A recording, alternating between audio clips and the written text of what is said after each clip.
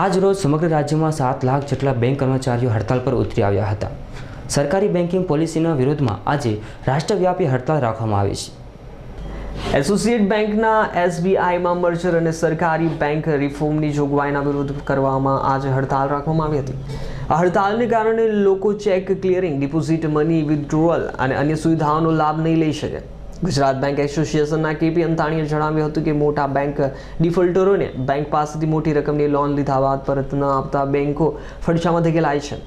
આ ઉપરાંત નાના લોકોને લોન આપવામાં બેંક ડિફોલ્ટર જ અડચણરૂપ ઊભી કરે છે। આ ઉપરાંત નાની બેંકોને મર્જ કરવાનો નિર્ણય લેવામાં આવતા તદુપરાંત પીએફ 12% અને 9% કરવાની માંગ સાથે વિરોધના ભાગરૂપે આજે હડતાલ પાર્ટીના બેંક કર્મચારીઓએ રાજકોટના પરા બજાર ખાતે એકઠા થઈ સૂત્રોચ્ચાર કર્યા હતા। આજરોજ બેંક કર્મચારીઓ દ્વારા કરવામાં આવેલ હડતાલને પગલે સૌરાષ્ટ્રભરમાં અંદાજે 1.5 થી 2,000 કરોડનું ક્લિયરિંગ ઠપ થશે।